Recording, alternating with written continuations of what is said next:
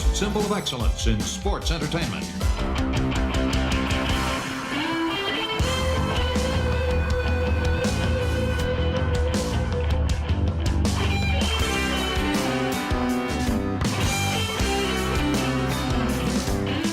Hello and welcome to Arn. This is Paul Bromwell, and today I'm joined by the Hall of Famer, the founder of the Four Horsemen, the 1A of tag team wrestlers, our television champion, and the man who, with the tan, the tracksuit, the Glock in hand, watches the back of his protege and TNT champion Wardlow. He's the enforcer.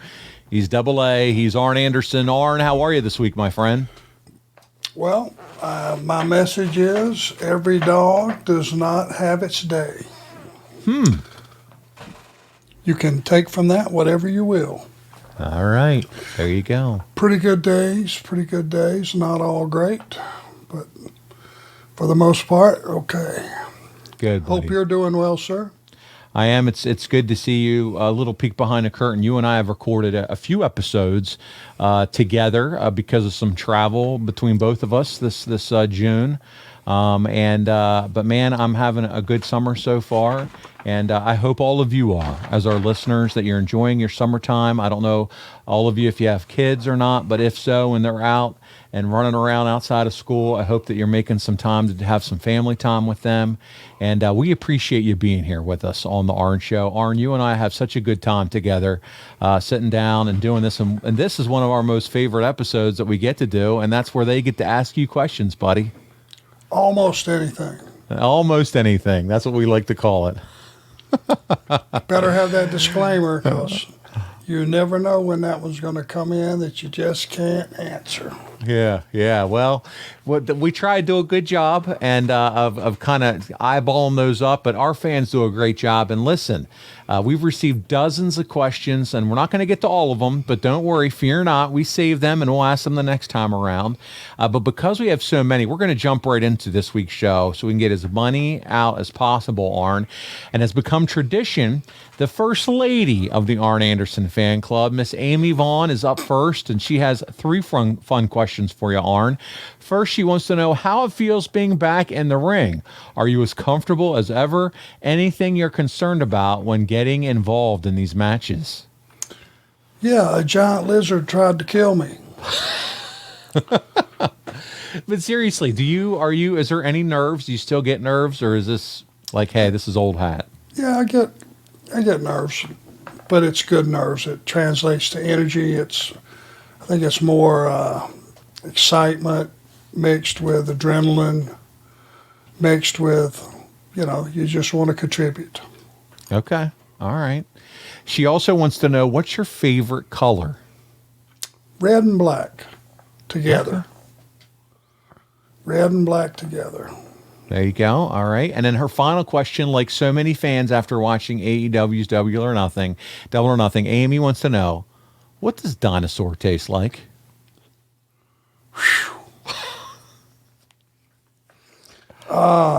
It ain't chicken. I assure you, it's not chicken. It's Is it beef? Is it liver? Is it? It's like charred. It's like it's like biting into a sinewy charcoal briquette. Ah. But chewy. Like a chewy piece of coal that you would use to. Oh, like wow, that's disgusting. Yes, sure is. Yeah. Yeah. I'd imagine it took a while to clean that taste out of your mouth. Guys, it was probably a bad choice, but like I said, when a guy, he's a big dude. He's a beast. He's as big as anybody in the company, I would say. And, and when they got you by the throat, amazing the things that pop in your mind to do. By the goozle, right? He had you by the goozle. Oh, God, yeah. Yeah, and let me tell you something. My neck is not in the best of shape. That's what scares me when these guys are grabbing your neck, Arn, okay? Have we seen my scar lately? No. Oh, no, we're about to. Join YouTube, kids. YouTube.com/Arn. Tell me when you can see it. I can see the bottom of your hair right in the middle. I can see the top of. Oh, yeah, I see it. No doubt about it. And that goes 3 or 4 inches up into my hairline too. So Is that a reason why you keep the hair going too, just to kind of hide that a little bit? no, Why you're not just going completely because shaving it all off? everybody shaves their head. Oh, so you're not going to be one of those guys. I got you. I got no hair on top. That's not. I've never had any on top. So, I mean, if I'll just be another one of the bald guys, but without a body. So Without the body on top. yeah, I got it. That's All right, simple. I like it. Dylan Lehigh's up next. He wants to know, in addition to Brock, Pillman, and Wardlow, who else Arn would like to manage in AEW or even outside of AEW? Is there anybody else besides Brock, Pillman Jr., and Wardlow that you wouldn't mind having a shot at managing? You bet. How about Will? Big Will. Will Hobbs. Okay. I got a lot of time for Will Hobbs. I think he's a superstar in the making. Every day he gets better. And I like the human being.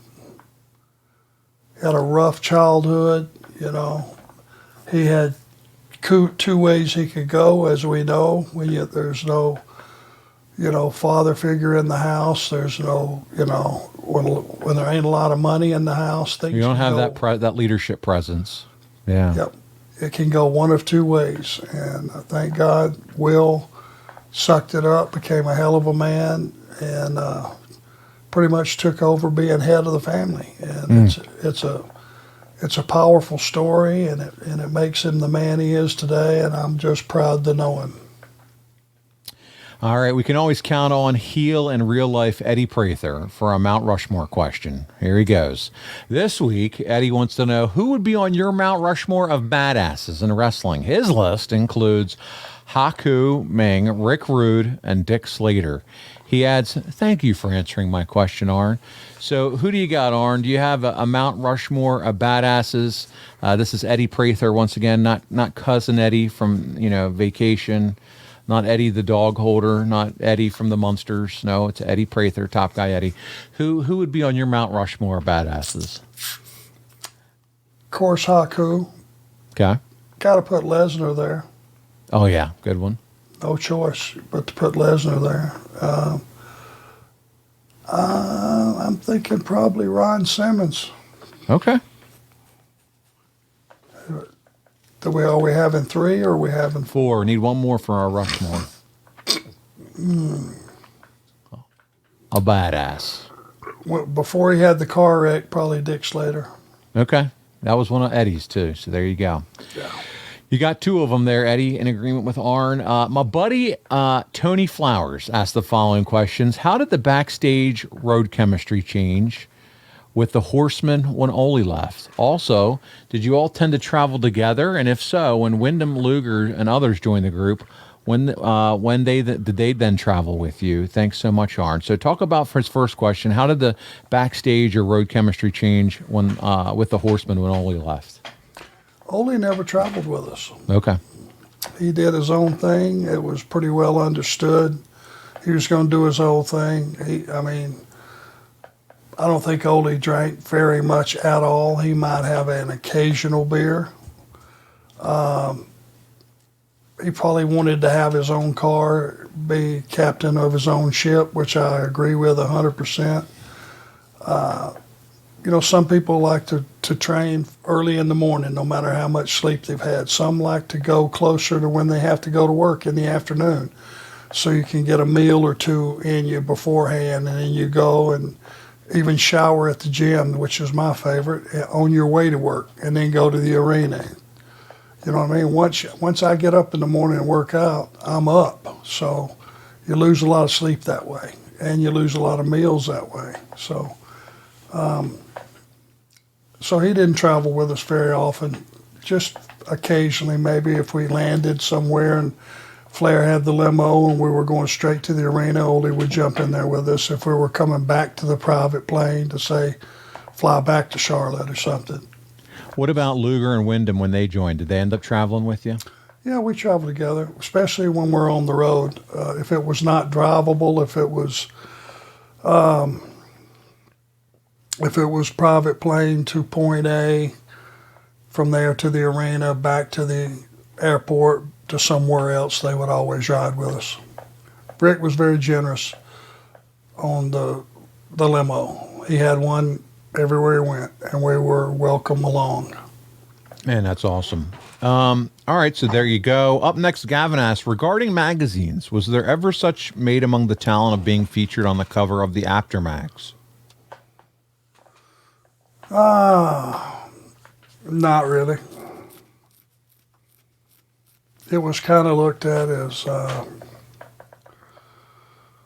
was like soap opera digest or something, because most of the articles didn't make any sense at that time. They weren't based on fact. It was somebody's opinion, and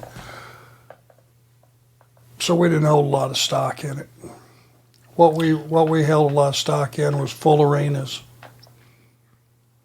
So it didn't matter if you saw, oh, hey, look, I'm on the cover of the magazine. Whoop-de, I mean, that was not a big deal. Yeah, I'm on Pro Wrestling Illustrated. But by the way, if anybody's wondering, we sold out, turn away. Yeah. That's the part that matters. Let's see here. And he goes on to say, and knowing Vince was famously uncooperative with Bill Apter for years, how was Jim Crockett's or WCW's attitude regarding photos or working with guys like Apter in general? Great question. Oh, yeah. Great.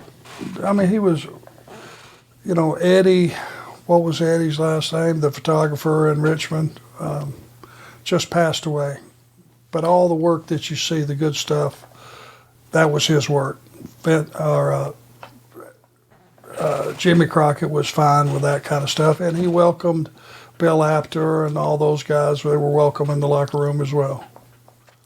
Carl Hayes is up next, Arn. He says, if you were the world champion during your career, who would you like to have traveled the loop against? Let's say in the 80s, where there was a lot of talking fans into the building, and let's exclude Dusty. So he wants to exclude Dusty. Let's do the decade of the 80s, and you're the one who's talking people into the arena. Who would be somebody else that you would have liked to travel across the old house show loop with in your career as world champion? As my opponent? That's right, your opponent. You're the champ. Magnum. All right, I like that one. So much was not done because of his car wreck. He had such a bright future. There would have been so much you could have done. That guy would have been as big a star as anybody in the business. I would have loved to have been working a program 6 months with him and having the promos and the run-ins and all the personal stuff that went along with it. Would have loved it. Yeah, we got to see some of that with Tully, but never got to see Arn and Magnum. And look how successful their run was. So fun. Yeah. Richie the Heel, he wants to know how you became the agent/producer for John Cena. I don't know. When they first decided they were going to pull him up from the camp, this was a time where Vince put a lot of stock in what I had to offer and what I said and my opinion and what I could teach guys. And when they decided it was going to be between, I think, Randy and Batista and John, those were the three, and maybe one other guy that Vince was trying to decide on who was going to be his guy. He knew it was going to be Batista and Randy and John. He just didn't know. And when he decided on John, he just said to me one day, okay, Arn, I'm giving Cena to you. Teach him how to work. Teach him the business. It was just like that. From that point on, I guess he told whoever assigned the matches, give Cena to Arn. And I started working with him and worked with him the entire time that he was being groomed and what he became. My question for you as follow-up to that is, who had you worked with to that point that gave Vince that confidence level in you as an agent, as a producer, to say, yes, I'm going to give you my most valuable commodity in John Cena to groom him? Was there some guys that you had worked with up to that point that told Vince, hey, Arn's the guy? Or was it just, hey, your reputation is knowing the business like you did? Well, I'd worked with Goldberg from day one. Once he got brought up, and worked with him a lot. I mean, when you're going to beat everybody on the roster, that takes some politicking, because after 10 or 15 or 20 weeks, some of these guys start looking around going, okay, well, they're moving up from underneath guys to middle guys to lower top guys to top guys. And when they got to where you were, you figured it was going to be Goldberg over in 3 minutes. Some guys already started to balk at it. And, you had to do some politicking with these guys and let them know it's okay. Normally you wouldn't get beat in that amount of time, but hey, it's going to be everybody, guys. So don't be the guy that bucks up and loses your job, because everybody's going to put the guy over, and in record time. All of a sudden, you sound like your gig was also not only as an agent producer, but talent relations in that way. Of course, yeah. Yeah. Which, I was one of the boys. I was still wrestling and wrestling in a top spot. I was doing the house shows, so I was with these guys on the road. I was doing finishes at TV. So they saw me busting my ass. And I was honest. The one thing I can say about, my job is being in the office and being an agent, I always told guys the truth. It wasn't, sometimes it's not what they wanted to hear. A lot of times it wasn't. But I always told them the truth, and I didn't try to swerve anybody. And that's how I was able to walk those halls and work with all these guys too. Because if you've swerved a guy about something that he had in a finish 2 weeks ago, and now you got to go out and work 15 minutes with him 2 weeks later, you can see where that would be a problem. Mm-hmm. At least when you tell the truth and you're honest with them, they appreciate it. They can respect that, and it allows you to wear a lot of hats. You have a pretty good relationship with John Cena, having worked with him so much over the years. I have not talked to him since I left. Okay. All right, we'll move on. John Hayes has a fun one for us. He said, if you had to rate a job post for the prototypical horseman, what would it say? What required skills would you list? What's required in your mind to be a prototypical horseman? First, to be able to get over, to be able to talk, to be able to work, and realize once you get established, now your job is to make every baby face on the other in the other locker room. No matter how they're positioned, it's your job to make those guys. Because that's what we were. We had enough promo time to get ourselves over. We had enough ring time to get ourselves over. And once we got established, then we needed to start shining up opponents, creating opponents, because there was 5 of us, 4 and JJ. And it would have been easy to go out there. We had the numbers and just take advantage of that. And that's not what our job was. Our job was to make megastars out of the good guys. We sold tickets, they sold merchandise. So so number one prerequisite or number one skill set, know how to get the other side over. Create your opponents. There you go. Arn, there's one thing that you left off that list of required skills to be a horseman, and it's something that all our male listeners can appreciate. When it's time for that one-on-one encounter with your partner of choice, your in-bed game better match that promo you cut to get the match. And man, if you have some difficulty delivering on the promises you're making, you don't need an assist from Jim Cornette's tennis racket. You don't need Paulie's telephone or even the deadliest loafer in all of wrestling owned by one J.J. Dillon. Nope. Instead, when you need that gimmick so hard that you couldn't turn the head on it with a pipe wrench, all you need is a Blue Chew. Your head just collapsed.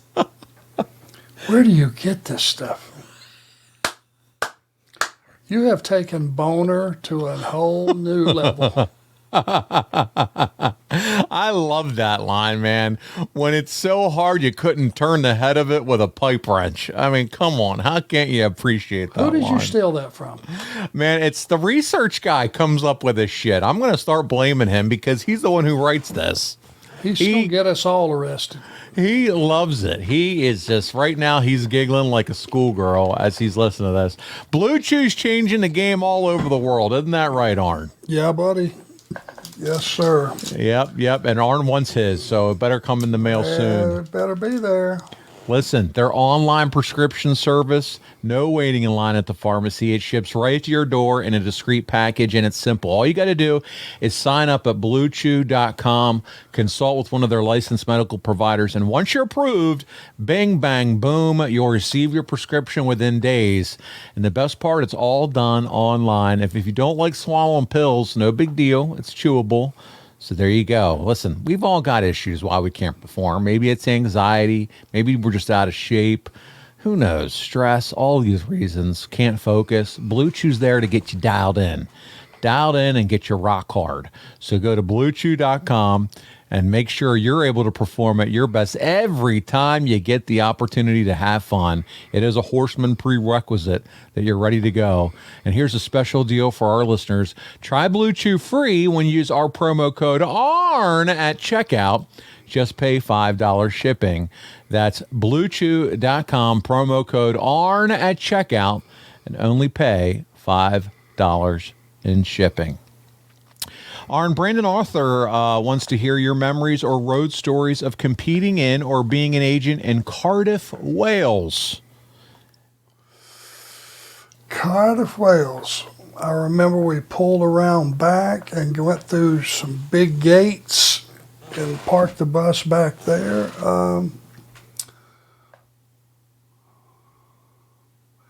I want to say, and for when you're over there on these tours, convenience is everything. I want to say we were at like a really nice Hilton downtown, and literally right across the street was a super nice gym. Literally just walk across 4 lanes of traffic, you were there, which was a great deal. Because when you're dealing with taxis and stuff like that, there was no Uber back in those days. It was, if you could run down a taxi, and then you had to look up, there weren't any cell phones. None of that stuff. We didn't have any of that stuff. It was word of mouth. Asked at the front desk, is there a gym around here? Oh, yes. So that I remember about the convenience of it. And I remember the crowds were always good. It was a smaller venue, maybe 5,000, but it was full. And I just know that when we're places like that, I've really got to pay attention because the accent is so thick.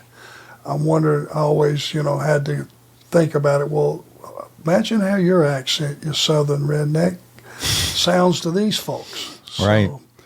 Let's be a little understanding there. But pleasant memories of being in Cardiff. Pretty countryside. That's well, I'm going to piggyback off that. So you've been able to travel. We talked about Japan last week. We're talking about Wales now. Is there a place that you've traveled overseas that just sticks out in your mind and says, "What a beautiful one of your top destinations"? And if you ever had the opportunity, like for Aaron and you, to go check it out, or is there somewhere that sticks out in your mind? Have you been to Australia? Have you been to? I have. Okay. It's just that, it's almost like America. Okay. There's not enough difference to. I got you. And the business is overwhelming. Everything's sold out. Melbourne, huge market. Sydney, huge market.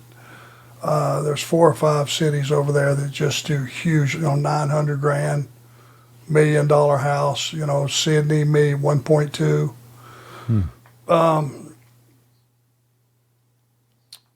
you have a favorite? Hawaii, I wouldn't mind going back to if it was, maybe Maui, the less commercialized part.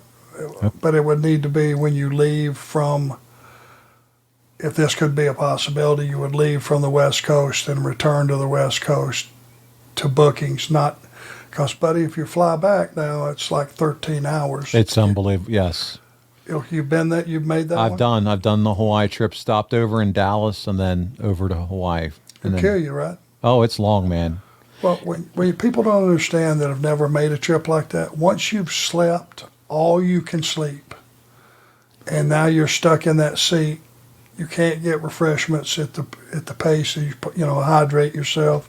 You can't get enough water. You can't get enough food on those things. The seats are too tiny.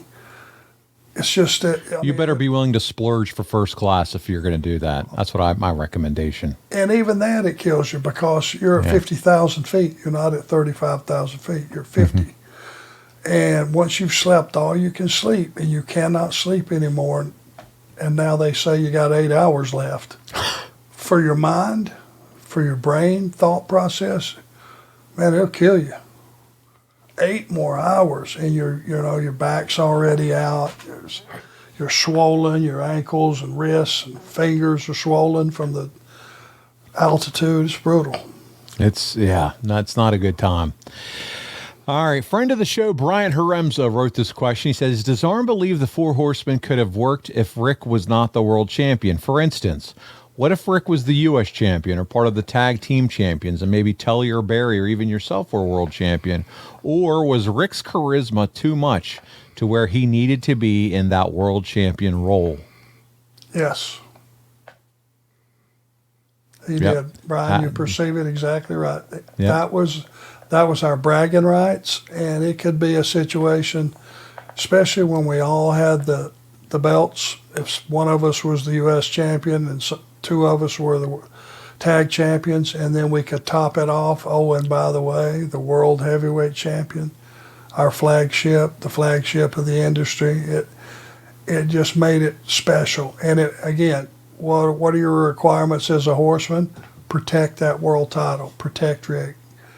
Goal number one. That's why the run-ins made sense. We told you point blank, you think we're going to let you come in here and take that from us? Take it from Rick? No, you're not. We're telling you up front. So when the run-ins came, they were expecting it, but it made sense. Yeah.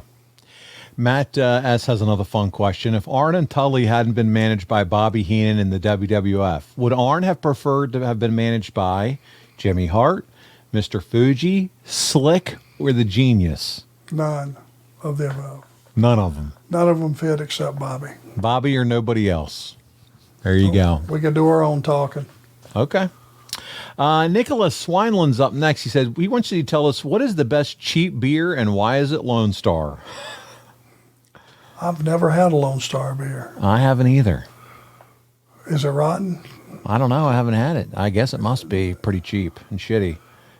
What is your favorite cheap beer? Well, this wasn't my favorite, but this was one that I'm sure you did and everybody else. When we used to get 3 or 4 of our buddies living in Rome and drive down to Panama City for the couple days, we'd save up some money and go in there and pile 5 of us in a room. And in those days, you could get, in Panama City, Florida, you could get a 6-pack of tall Old Milwaukee now for $4.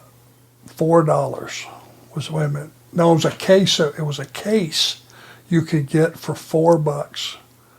And man, was it rotten. No, it was fall. You know what it was? It was Falstaff. Okay. You ever heard of Falstaff?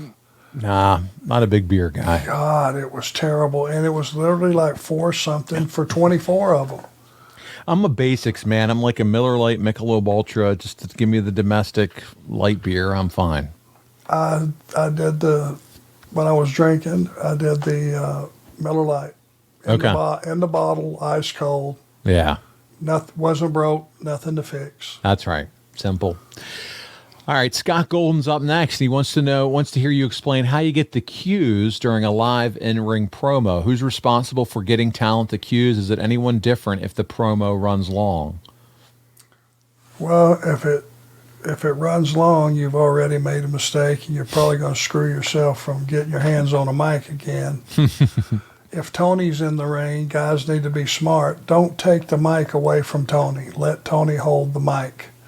That way he can regulate. He can let you know in your ear 2 left, 1 left. But if you take the mic and you go off on a jaunt walking around the ring, if you're dying, you're not aware of it, or you wouldn't have grabbed the mic to begin with. It's just unprofessional. Let Tony do what he does. Let him feed you the mic, and he can, if he's that close to you, he can feed you the time that's left. Otherwise, if you're not getting time cues. What about when you're coming in from a commercial, you're standing in the ring with Wardlow, and you have the mic in your hand, you're just going, no Tony Schiavone, it's just you. Is there someone outside the ring that kind of just, is it Justin Roberts or somebody? I estimate it. Really? Of when the TV's back on air? They'll get you look at some. Yeah, there's a cue guy on the floor. Okay. That will let you know we're up, but if it hasn't changed and you had, say, you got a minute to finish the promo or Oh, gotcha. minute To and a finish. half, you Okay. gotta work that out in your head and make sure you don't go over, because that time, what guys don't understand, and hear me very loudly, gentlemen, that time does not belong to you. When you run over on a promo, unless it's the main event of a pay-per-view and we're in the go home, where you have to be a little selfish to get your point across. But if you're just out there doing a promo and you cut into somebody's time, that time does not belong to you, and you're going to screw the guy behind you. He's going to have to take out some stuff that he already might have been short on time. It's just selfishness. Good point there. Josh Clemens wants to ask you about college football. Does Arn think the Bulldogs can do what no other team has been able to do and pull off the three-peat? He adds, I'm a lifelong Vandy fan, so I have to live vicariously through the teams at the top of the SEC. Well, except that Orange team. Screw them. So what do you think? Can the Bulldogs three-peat? God, I'd like to think so, but that's almost impossible, isn't it? It is, man. That's like unheard of. All you got, and to take you out of contention, if you just lose one by 1 point early in the season, you're screwed. Yeah. And if you lose one late by 1 point and you've been undefeated all year, it's even worse. I would love I love Georgia football. I love Panther football, and that's hard sometimes. I love Atlanta Braves. ECU, I've become a big fan of their baseball team.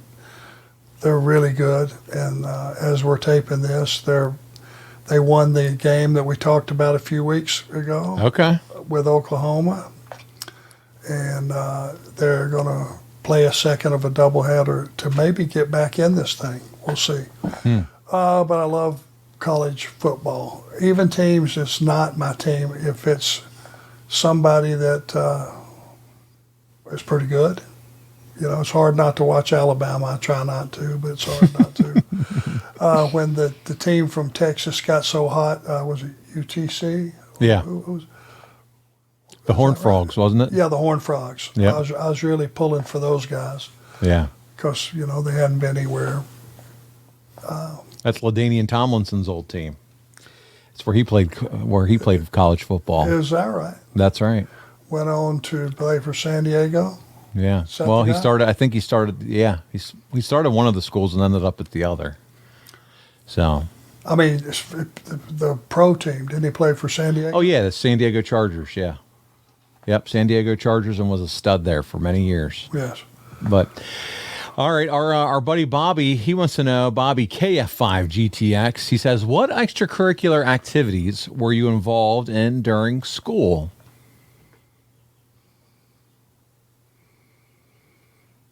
School, what, we're talking about high school? Well, you can go anywhere. High school. Well, that's about far as it went. You didn't really do anything? Were you? I did a little bit of junior college, but Okay. that didn't work out because I was working a full-time job too. Couldn't do that. I like to play pool, like to go to the gym, like to work out.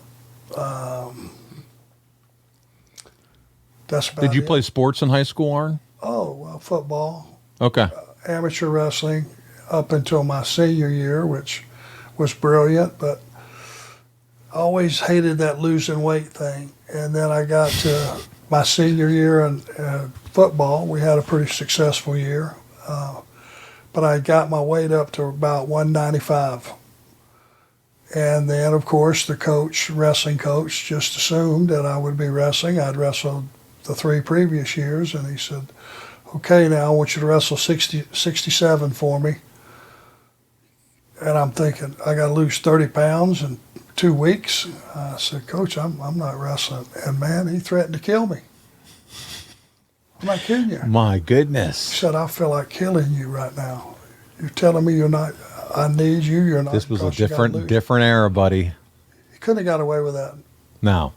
And he was about 5'9", about 260, big barrel chested. He could have very easily. I just said, Coach, I don't want to lose that weight again. I just don't. I finally got, my body turned around a little bit. It's responding to the working out. I just don't want to do it. Yeah, I don't blame you. But I enjoyed it when I did it, once I got my weight stabilized and stuff. But I just, plus I knew I had to have a job. Coming out of school, most people, would have had an option. I mean, once football was over, and now I got to start starving myself again. No money. You cannot have I don't give a shit what anybody says, you cannot have a job and go to school and amateur wrestle. You just can't. You can't. How can you be at work if you're starving to death the whole time? Yeah, no way. It's just too hard. Speaking of not starving, Bobby's follow-up question is, what's your favorite place to order a hamburger? Do you have a favorite place? Whataburger. Okay. What's your go-to? We don't have it. That's why. I was going to say, when's the last time you had one? We don't have it. Oh. It's nowhere in the Carolinas. You have to be in Florida pretty much, or Texas, or out that way.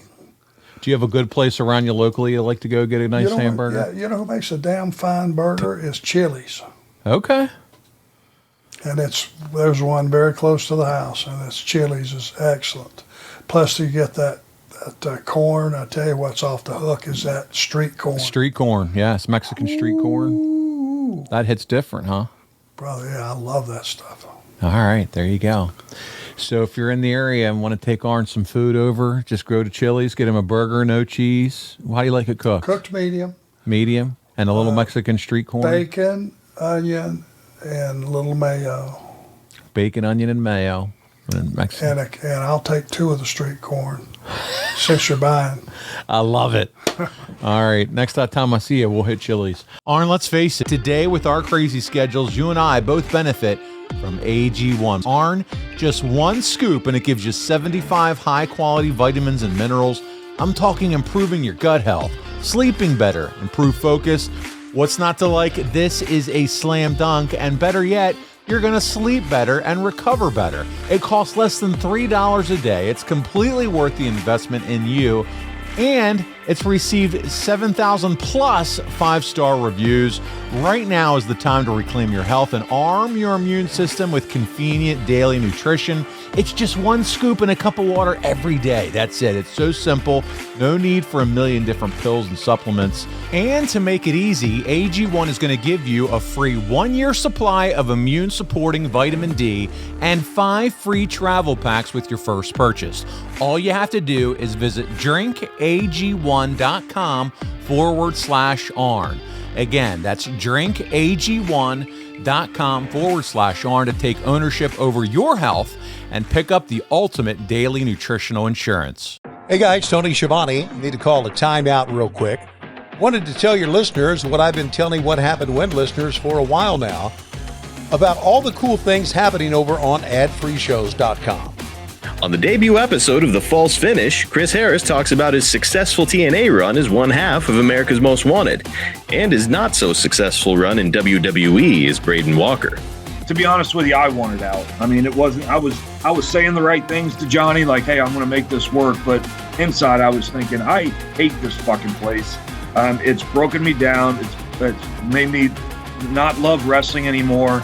That's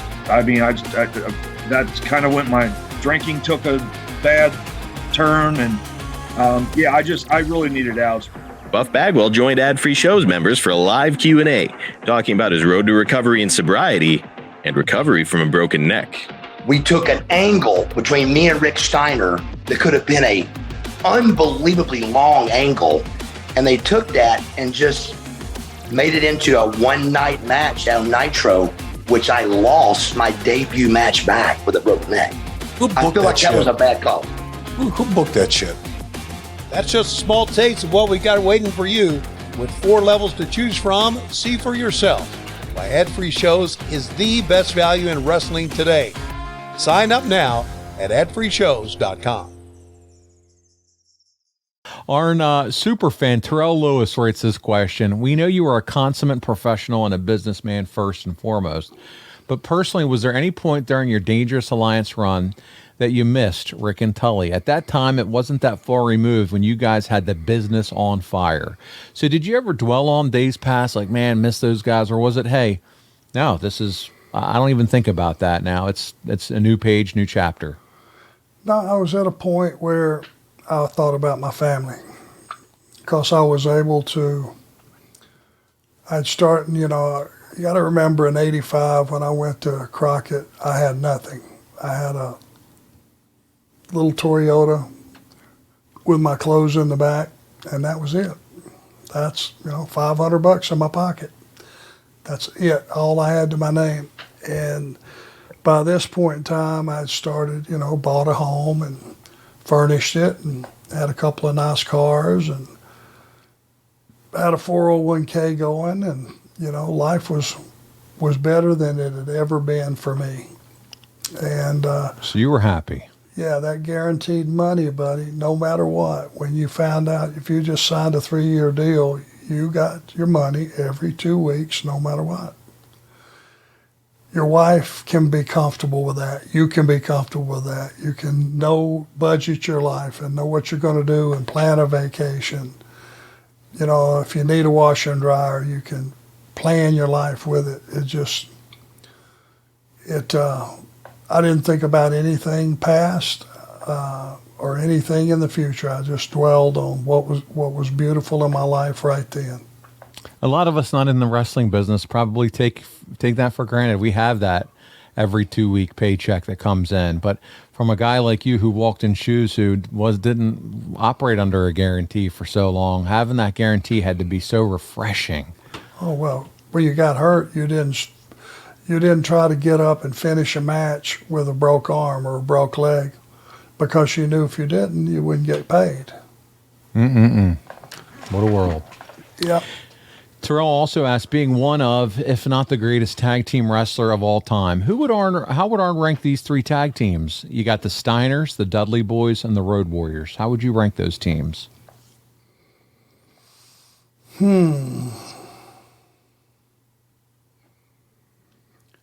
I would say, well, that's hard to rank. So they're based on different things. I would say the most successful, you'd have to say the Road Warriors, wouldn't you? Road Warriors, AWA, NWA, WCW, WWE. I mean, they did it all. I mean, yeah. I mean, so did the Dudleys, though. ECW, they were in WWE, I guess TNA, you know.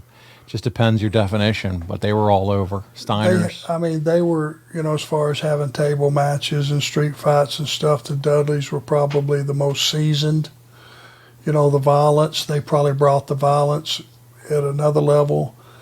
And the Steiners, for like me and Bobby to work with the Steiners, no issues. Those guys were great, and they could do good stuff. It's hard to rank. I mean, I think it's just hey, these are all top teams. I would just say that I enjoyed working with the 2 that I got to, and I would have had no problem working with the Dudleys. There you go. None. Tigers at the Aquarium tweeted, Arn worked with Great Muta in a match where he won his first WCW TV title. How was that experience working with Muta and Gary Hart? Well, once we got to the match, it was great. They weren't happy about it. I just got back. I think they were having a very good run with the TV title at the time. And, you know, I hadn't been back long, and when they found out they wanted to switch it to me, I think Gary Hart was pissed. To be honest with you, they left not long after that. And I think Dusty was he was back booking again and made that call, I believe. It was Dusty's call, yeah. Yeah. And the match I thought was good. Yeah.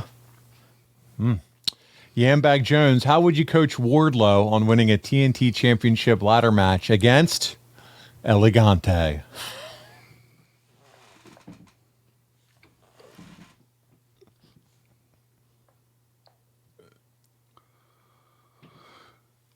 I would say right off of the bat, stop him, put him on the tables, and when you come off this time, land all your weight right in his sternum. We don't want him back anymore. That might possibly, because Wardlow's probably 265 himself. That would probably alleviate a lot of problems the world has. Could you imagine how many tables you'd have to spread out just to get that big carcass on the tables? I mean, Elegante is no small dude. No. Sheesh. But that's not a compliment either. No. He's 8 foot of nothing. Yeah. 8 foot of nothing. Instagram, a wrestling historian, our final question before we move into the new segment we're calling Would You Rather with Double A. He says, who did you want to wrestle the most in the WWF that you didn't get to? Thanks in advance. Let's just say in general, Kurt Hennig. Kurt Hennig? Okay. Yeah. I knew that. Yeah, that's a big one. Arn, you're on the record that you're a fan of hypotheticals. So the team, specifically Marcus and Dom, have come up with a new segment we want to introduce to our audience this week. And here we go. It's called a rapid fire game of Would You Rather. Are you ready for this? I don't know. Oh, well, take a swig. That's right. Drink up, because here we go. We're going to do this rapid fire. Would you rather have been a member of the NWO or a member of D-Generation X? DX. All right. Would you rather have never been a part of the Horsemen or never worked with Bobby Eaton in any capacity? If I didn't work with him, I wouldn't have known what I was missing. So can't say no to that Horseman run. All right. So that's the answer. Would rather be in a Horseman. Okay. This is good. You're being honest. I like this. Would you rather have the skin tone of Sheamus or the athletic prowess of Elegante? Come on, Mahogany. Would you rather have the skin tone of Sheamus or the athletic prowess of Elegante? I love this already. I ain't going to fold on the Elegante. I'll be a fishy white Arn Anderson first. You're ready to be pale white. Pillsbury Doughboy. Damn right. All right, we're going to keep going. Would you rather have been given the Doink the Clown gimmick in WWE or the Disco Inferno gimmick in WCW? What was his gimmick? He was Disco Fever. Come on. Yeah. And that's a gimmick? Yeah, I mean, he came down to Disco Fever. Would you, and the bell bottoms? Come on, which one would you rather do? Doink the Clown or? I could make the clown thing work, I think. No disco for Arn. He's out on disco. No, I can't dance for shit. I love it. All right, so he's going Doink. Okay. This is a fun one. Would you rather have worked a program with Hulk Hogan at his peak or Steve Austin at his peak, physical health notwithstanding? Which one would you rather work the program with? Oh, that's a no-brainer. Austin. Okay. Shit. I'd have loved it. Okay, so there it is. The Stone Cold Attitude Era versus Arn Anderson. Oh, yeah, buddy. All day long. All right. All day. Would you rather have never worked for Vince McMahon or never worked for Jim Herd? Which one would you rather never worked for? I love this already.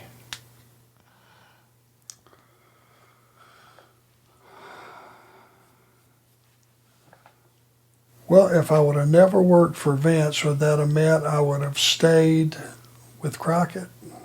You would have maintained. We're going to assume that. Yeah, we're going to assume that. Yeah. I could have done without the run with WWF. Okay. If that wasn't an option, I think I would have somehow if I would have hung in there and made that work with JCP. Okay.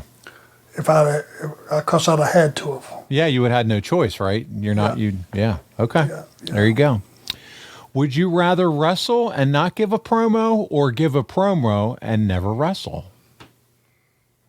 Being healthy. If I'm 100%, right? Yeah, being healthy. Yeah. So would you rather wrestle and not give a promo or give a promo and give promos and never wrestle? I think I'd rather wrestle. These are something to think about, isn't it? It is, because if you don't wrestle, I think wrestling is what grabs them, and then you beat them over the head with a promo, which makes them like you or dislike you. But your first recognition has to be as a wrestler. You have to establish yourself. It's hard to bark if you can't wrestle, if that makes any sense. Yeah. You know. But you could have had a big, long career longevity if you were like a manager or like a Heenan who is just the voice too. And the mic, maybe guy. not. A lot of things. Here's what I get from people today when I read stuff, comments about promos and stuff, and my work. It's like I'm appreciated a lot more now than I was when I was active, for whatever reason. Agreed. Yep. But people always said, you know, what I get on the positive side is when this guy spoke, you listened because you believed what he had to say. If he said he was going to kick somebody's ass, he did. But I think you have to have a background of kicking ass for that to have any validity. All right. Let's see here. Would you rather take the cactus bump from the apron to the floor or give Ric Flair your debit card pin? Wow. I love it. Number one, I don't have a debit card, but if you think I'd give him my American Express. Yeah, there you go. Same thing. Platinum? No. Yeah, give him your. So would you rather take that cactus bump then from the apron? Yes. Oh, that's so funny. All right, go ahead. You know, I've been poor most of my adult life up until about the age of 25. You know, I didn't have anything. I cannot be poor again. I may not be wealthy, but I cannot be poor. So he's taking the cactus bump all day long. All day long. Let's see here. Would you rather work a year's worth of matches with Elegante or fight Haku over the last French fry? Now, they're not giving me an option at all here. And I wouldn't fight Haku anyway, because it would be over instantaneously. I guess I'd just have to work with Elegante, for 100 times? Yeah. A year's worth of matches with Elegante. He's so clumsy, I think I could just keep rolling in and out and not have any contact till time ran out. Oh, man. I'm not fighting Haku. Yeah. You don't understand. He is the human Vegematic. He is. And so there you go. I don't blame you one bit. Here's another one. Would you rather have the middle seat in the coach between Abdullah and Vader or have a 3-day-old double grilled cheese sandwich? Middle seat in the coach between Abdullah and Vader or have a 3-day-old double grilled cheese sandwich? What say you? Yeah, I'll go with the grilled chicken. Grilled cheese. Grilled cheese, yes. All right, there you go. He's doing the grilled cheese. Let's see. Would you rather see the Carolina Panthers win a Super Bowl or see the Georgia Bulldogs complete the three-peat and win the national championship? It would be unbelievable for this town if they won a Super Bowl. Panthers. They need it. We need it. Georgia will still go down as one of the greatest teams in history if they don't make it all the way back the third time. So there you go. So you said Carolina is your choice. Their legacy is cemented in Athens. I think we've kind of had an overhaul as far as coaches and coaching staff and talent, and got the number one pick and all that. So I hope and pray, like everybody else in Charlotte, that we have a much better year this year with the Panthers. All right, let's keep it going. Would you rather have stayed in Pensacola and never made it huge in the business, or won the WWF title multiple times? Say again. Would you rather have stayed in Pensacola? stayed in Pensacola and never made it huge in the business, or would you have rather won the WWF title multiple times?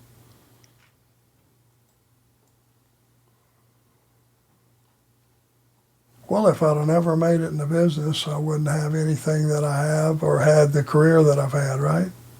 So I guess I have to go with being the WWE champion. Yeah, multiple times. All right. We have our last one. Here we go.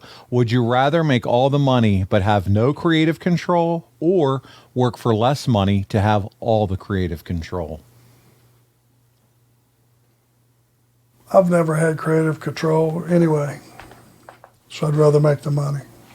All right, there you go. All right, that's it for Would You Rather. We have a few more questions that I'll get, and then we'll wrap it up, Arn. That was a lot of fun. If you guys like that concept, submit your Would You Rather questions for Arn, and we'll include as many as we can in our next Ask Arn.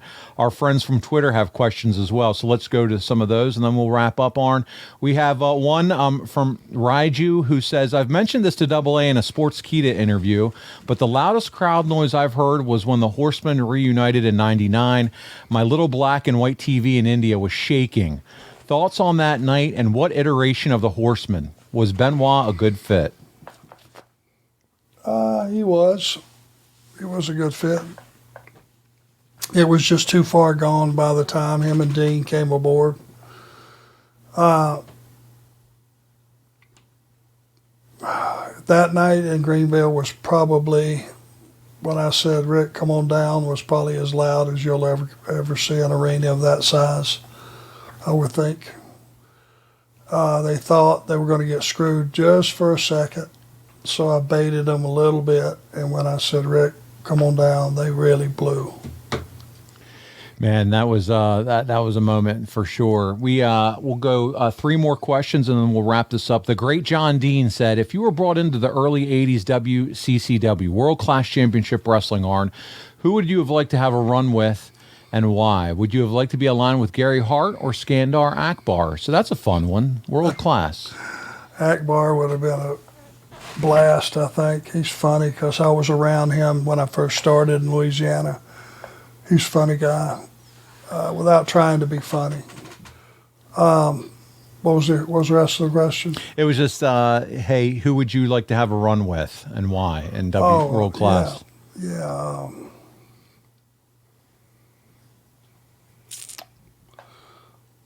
Yeah, I mean, it's got to be one of the Von Erichs, right? Who wouldn't want to work with Kerry or any of those guys? But mostly, I would say Kerry and the one that's still living.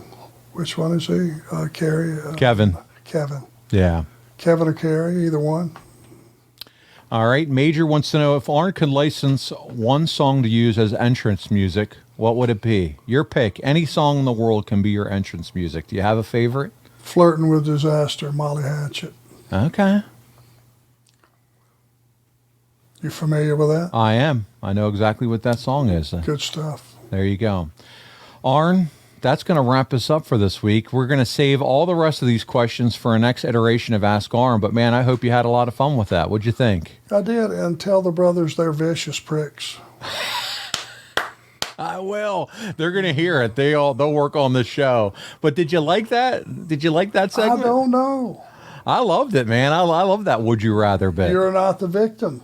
Well, it's fun to hear you, and you know, I wanted to hear what your thoughts are on some of that. So that was a lot of fun. You know, that's like, would you rather? Some of this stuff is like, would you rather bite a turd or have somebody pee on your head? Oh, I don't know. Let me see here. Let me weigh those. Right. Which of the two shits would you rather take? There you go. Well, listen, man, that's going to wrap us up for this week. Thank you for all the fans that contributed.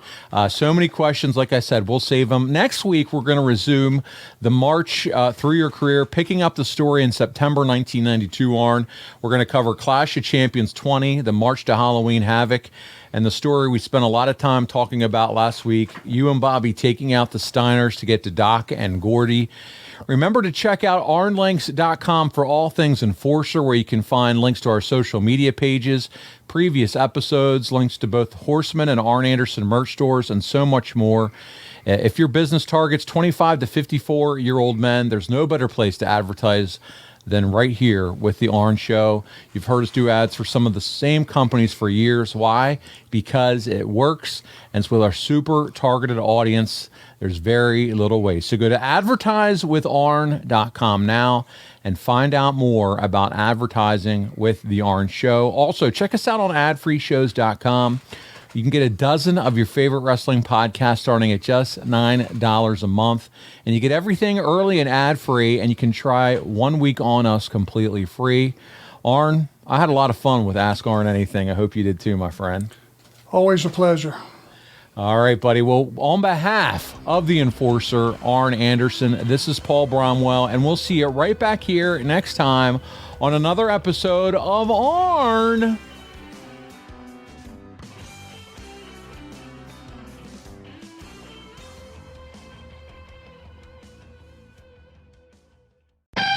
Double J, Jeff Jarrett, here to tell you a little bit about the nonstop savings happening over here at SaveWithConrad.com. Are high credit card balances holding you down on the card? If you're looking to give a guitar shot to your credit card debt or give your home the push it deserves with some upgrades and remodeling, you need to go to SaveWithConrad.com. That's right, SaveWithConrad.com. Conrad and his team are routinely helping my world listeners save $500, $600, $700, even $800 a month. Oh, did I mention you get to skip your next 2 house payments? Take a cue from the last outlaw, because if anybody knows how to get the bag, it's me. Strut on over to SaveWithConrad.com today and see how much money you can save for free. That's right, it's SaveWithConrad.com. NMLS number 65084, equal housing lender. Woo!